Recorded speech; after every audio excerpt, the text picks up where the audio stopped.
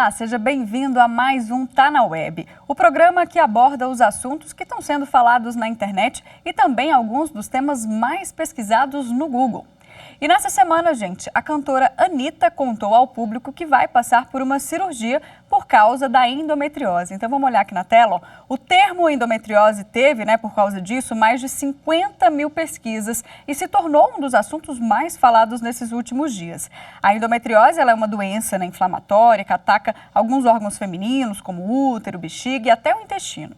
Só para vocês terem ideia, a Organização Mundial da Saúde estima que quase 180 milhões de mulheres no mundo enfrentam a endometriose. E aqui no Brasil, só no Brasil, são 7 milhões. É um número muito alto, mas é um assunto pouco falado. Esse assunto precisa ser mais debatido. Então vamos conversar agora sobre endometriose com o presidente da Federação Brasileira das Associações de Ginecologia e Obstetrícia, Aguinaldo Lopes. Olá, doutor. Boa noite, tudo bem? Seja bem-vindo aqui ao Tá na Web.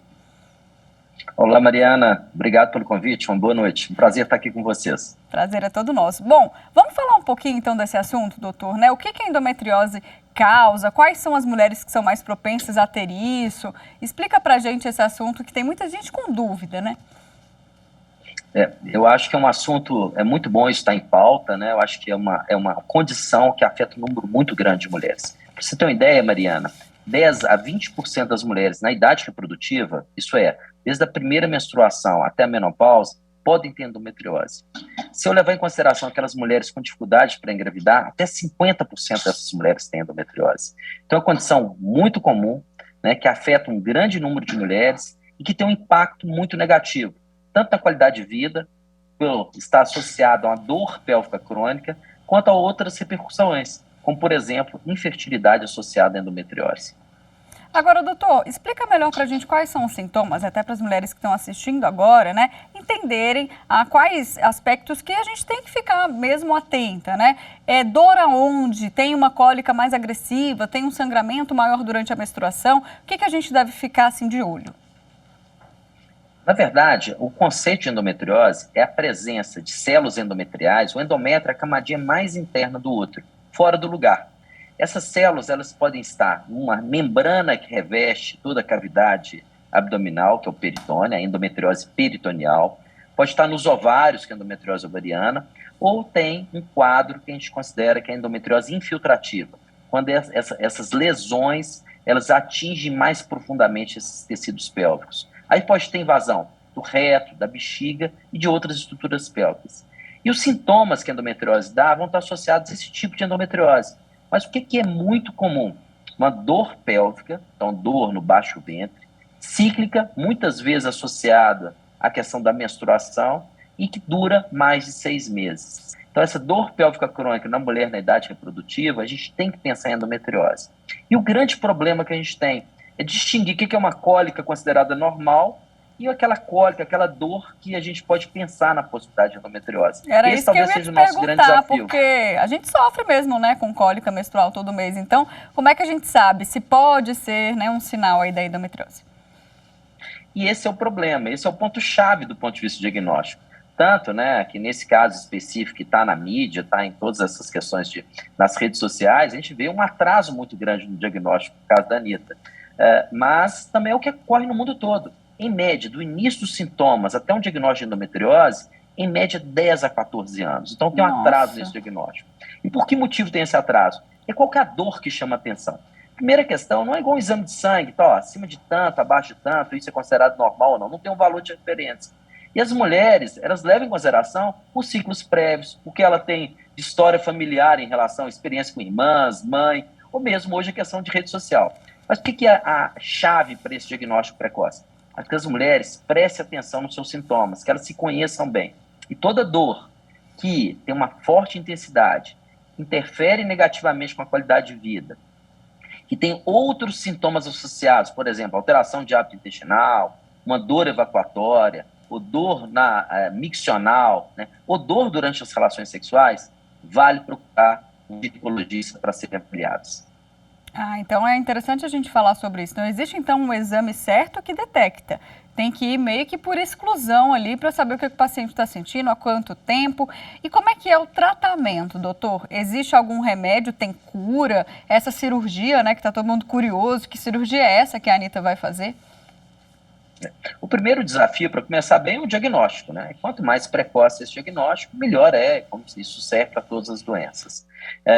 Para esse diagnóstico, a gente pode, essa questão do exame clínico, né? Essa suspeição clínica, a gente pode usar métodos de imagem, né? A ultrassonografia com preparo, especializada para endometriose, ajuda muito no diagnóstico, ou a ressonância nuclear magnética. E aí começa a gente pensar em cirurgia. A cirurgia serve tanto para um diagnóstico, para ver é endometriose ou não é endometriose, avaliar a extensão dessa doença e retirar lesões, né? Isso é realmente bastante importante nesse tratamento das mulheres com endometriose. E hoje, o padrão ouro para cirurgias para endometriose, a gente pensa numa cirurgia minimamente invasiva, ou por videolaparoscopia, seria aqueles furinhos com câmara, ou mesmo a cirurgia robótica para abordar essas mulheres com endometriose.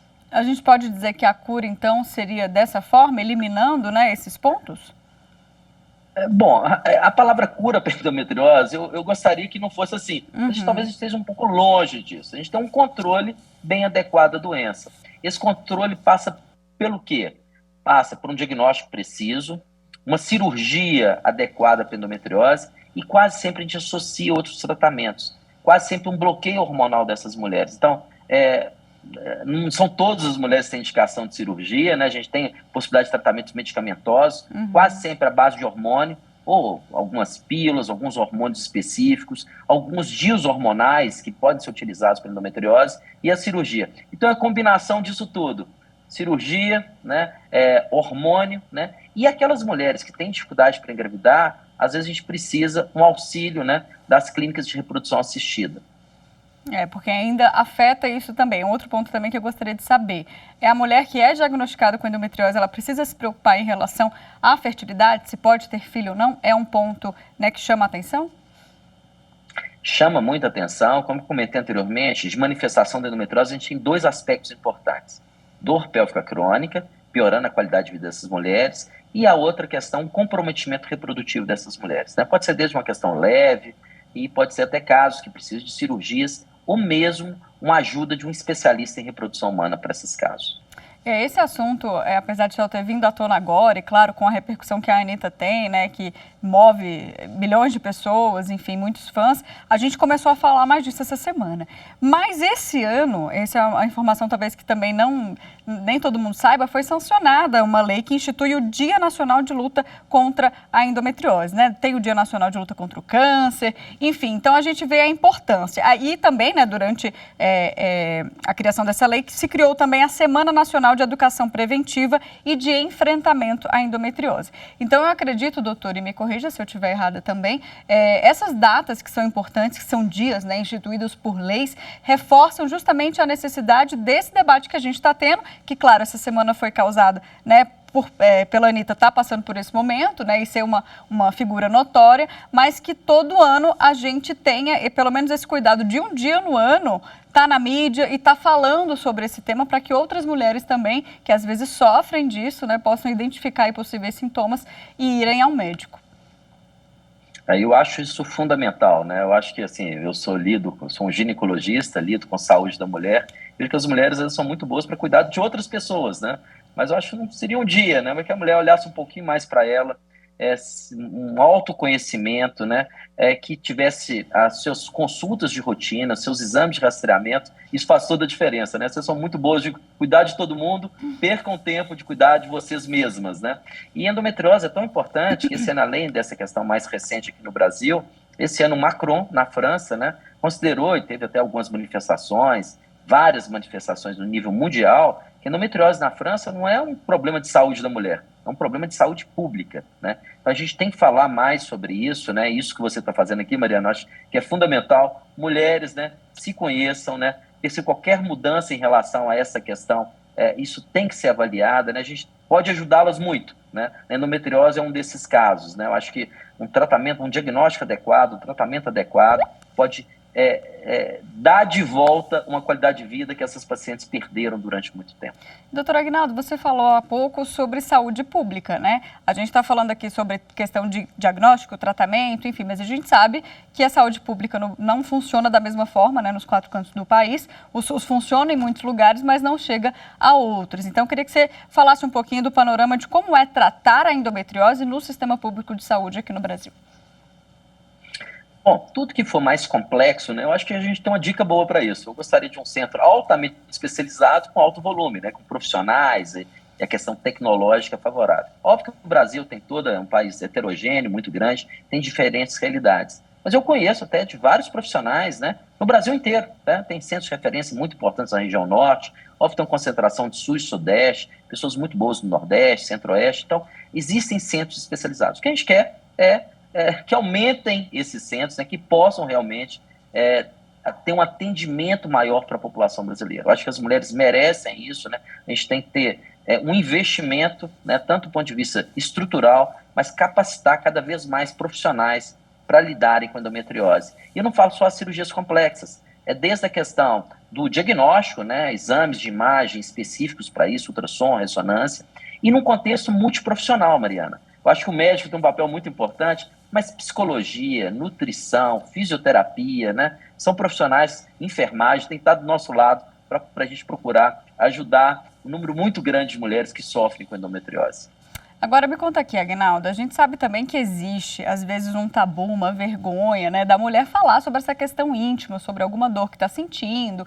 Você no consultório sente isso também? Que às vezes parte da mulher, essa vergonha de falar, de talvez se abrir mesmo com o médico para que esse diagnóstico seja feito? Eu acho que a população tem mudado, né? A nossa sociedade tem mudado, né? Eu acho que várias questões, né, hoje são mais abertas, né? Eu percebo que isso tem melhorado bastante, né? As mulheres estão mais preocupadas com ela, mas a endometriose, o grande problema, eu acho que é isso. O que você diferenciar? O que é uma cólica normal e de uma dor que precisa procurar ajuda, né? Porque, mais uma vez, não é um exame de sangue, não é um exame de imagem que tem um dado, tem um grau de subjetividade em relação a isso. E aí vem o outro lado. As mulheres, elas se acostumam a ter dor, né? Então, assim, a resignação, né, acostumar com aquele quadro, acaba atrasando ainda mais esse diagnóstico. Eu chamo a atenção, dor que piora a qualidade de vida, né, que precisa procurar pronto atendimento, tem dor durante a relação sexual, tem sintoma intestinal, urinário associado a esse quadro de dor, procure a ajuda de um ginecologista. Bom, a gente pode falar em prevenção ou, neste caso, não existe prevenção para a endometriose, doutor? Na verdade, a gente tem algumas alternativas que funcionam bem, né? Uma outra coisa que às vezes a gente escuta com alguma frequência é que engravidar é uma forma de tratar a endometriose. Não é necessariamente um tratamento, mas por uma questão hormonal tem um bloqueio da evolução dessas lesões. Endometriose tem uma relação muito grande com o hormônio. Então, a mulher na pós-menopausa, provavelmente ela vai diminuir esse quadro de dor. E uma prevenção, né, e até um tratamento que a gente tem, um bloqueio hormonal. As pílulas anticoncepcionais, hoje tem uma discussão muito grande para isso, né? Mas com benefício não contraceptivo, é um controle de dor e até um certo controle da endometriose.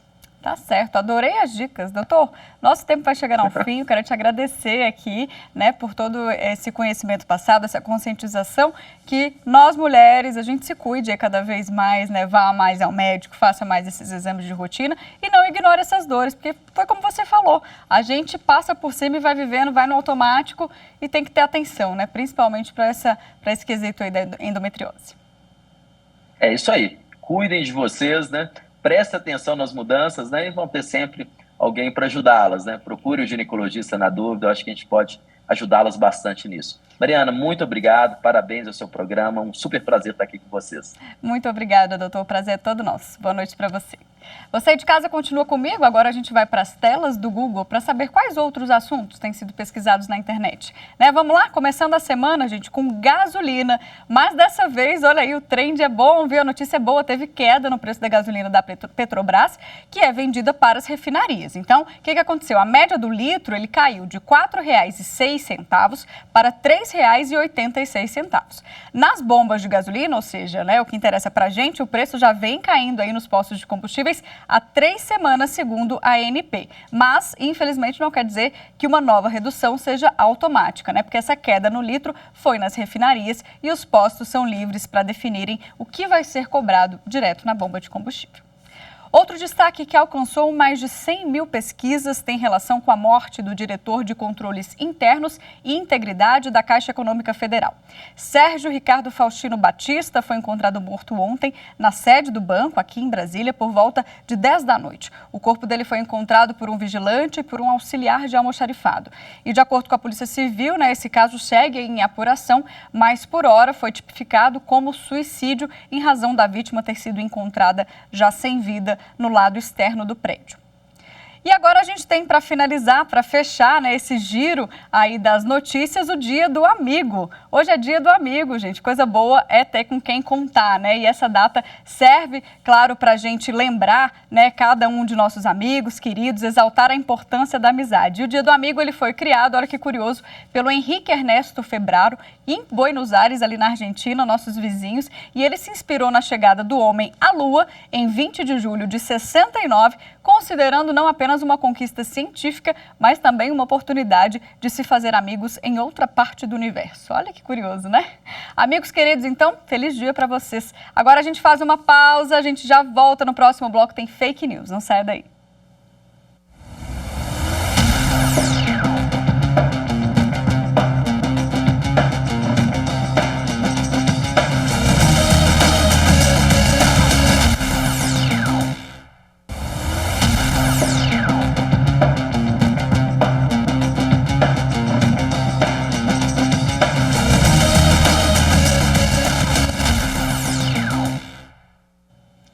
Já estamos de volta e agora a gente vai para o segundo bloco falando sobre as fake news da semana. Começamos com a fake que está lá no nosso Instagram. Toda semana a gente desmente, né, uma fake news por lá, @TV Justiça Oficial, se você ainda não segue a gente. Ó, era fake a mensagem da Receita Federal com um link para supostamente regularizar seu CPF. Ao clicar, gente, né, a pessoa pode cair em golpe, até pagar um boleto falso. E esses conteúdos falsos têm sido enviados tanto pelo WhatsApp quanto pelo e-mail. E a Receita Federal alerta, né, que essas mensagens enviadas pelo órgão não tem nenhum link de acesso, né? A regularização do CPF, ela é feita gratuitamente pelo site oficial da instituição, viu? E aqui na programação da TV Justiça, a gente alerta para uma fake news envolvendo as cebolas. Olha só que curioso, veja só.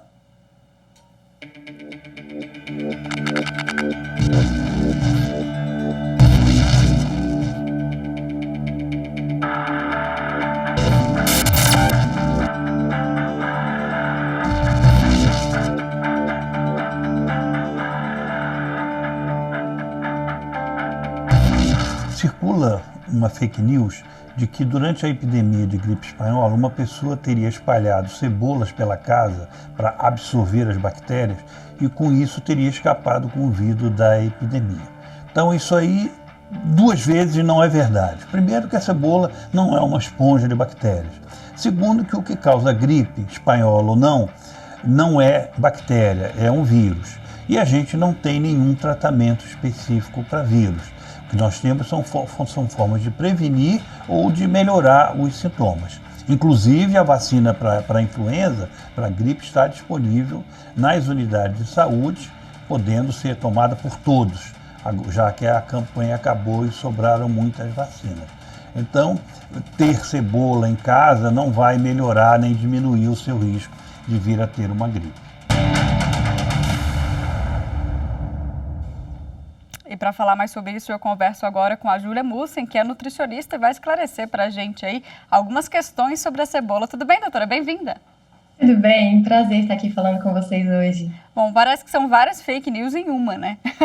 Cebola cura gripe, a cebola é imã, a cebola tem que ser guardada fora da geladeira. Então, vamos falar um pouquinho sobre todos esses aspectos aí. Bom, como imã a gente já sabe que não funciona, o infectologista que apareceu aqui no nosso interprograma acabou de explicar isso, né? Agora, é muito comum a gente ver, tanto na internet, quanto até nossos avós, né? Faz um chazinho de cebola com alho. Então, me conta um pouquinho mais das propriedades da cebola e até que ponto que ela pode ajudar ou que não tem nada a ver, isso é só crença mesmo e a gente tem que seguir outros conselhos que não esses mais de antigamente?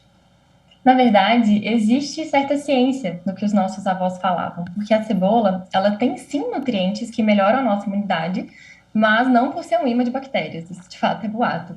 A cebola, ela tem nutrientes muito interessantes, como vitaminas e flavonoides, e um dos principais flavonoides, que são essas moléculas de defesa das plantas, é a quercetina, e ela tem sim uma ação antiviral, antibacteriana, anti-inflamatória e muitas vezes expectorante. Sabe aquela sensação dos olhos ardendo, lacrimejantes quando a gente pica uma cebola? Isso ajuda o processo de retirada daquele muco, daquele catarro durante um processo de gripe. Então, sim, ela pode auxiliar no tratamento dos sintomas de uma gripe, mas ela não vai evitar que a pessoa pegue uma gripe e também ela não substitui aquele tratamento convencional com medicação que os médicos já dão como orientação padrão para um paciente nesse estado. O nosso diretor aqui lembrou também de mais uma, né, de colocar a cebola no pé da criança, talvez até para melhorar a imunidade, mas também talvez até para tirar bicho de pé. Tem várias crenças, né? A cebola em contato com a pele humana também tem algum benefício, doutora? Em contato com a pele, não necessariamente. Ela tem algumas características, esses flavonoides, inclusive, alguns são voláteis, ou seja, eles se perfazem pelo ar de uma forma muito rápida, por isso que a gente sente esse incômodo.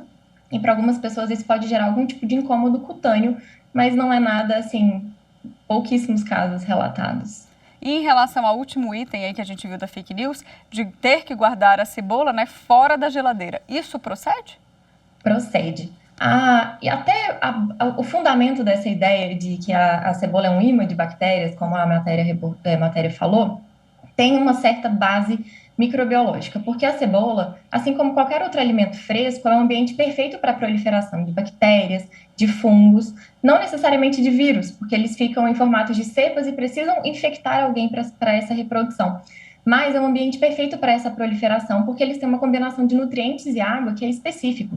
Então, isso explica até o apodrecimento das frutas, dos vegetais, depois de um certo tempo.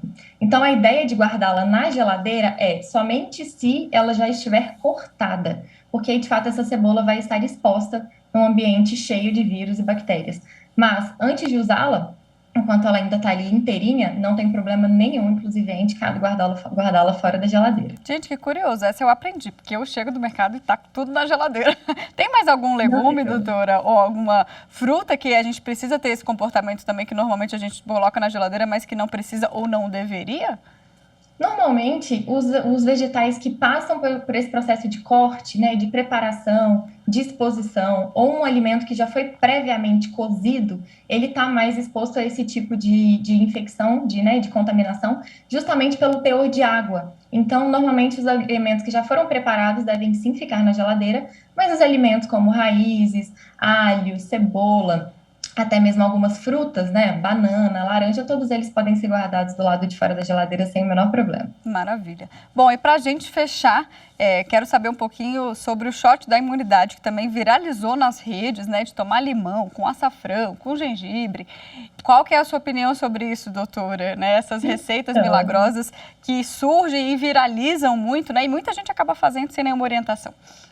Sim, não existe, na verdade, uma receita milagrosa. O próprio nome já mostra que não é tão simples assim. Não existe uma receita milagrosa para a imunidade. Mas esses shots ganharam muita fama justamente pelos compostos bioativos. Assim como os flavonoides, a quercetina, por exemplo, da cebola, a cúrcuma tem a curcumina, que é um antioxidante maravilhoso, que é excelente para a imunidade. Mas a grande questão é, nenhum alimento isolado é capaz de melhorar a nossa imunidade. O que a gente precisa fazer para conseguir, de fato, uma melhora é juntar alimentação adequada, atividade física, intestino regulado. Nosso intestino tem uma relação direta com a imunidade, muita gente não fala disso.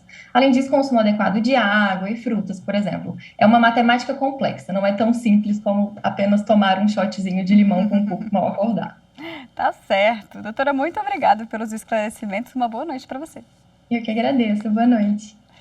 É isso, gente. Ficamos por aqui, tá? Não deixe de seguir a TV Justiça nas redes sociais. A gente está no Instagram, no Twitter, no Spotify, no YouTube. Muito obrigada pela companhia e eu te vejo na próxima semana. Até lá!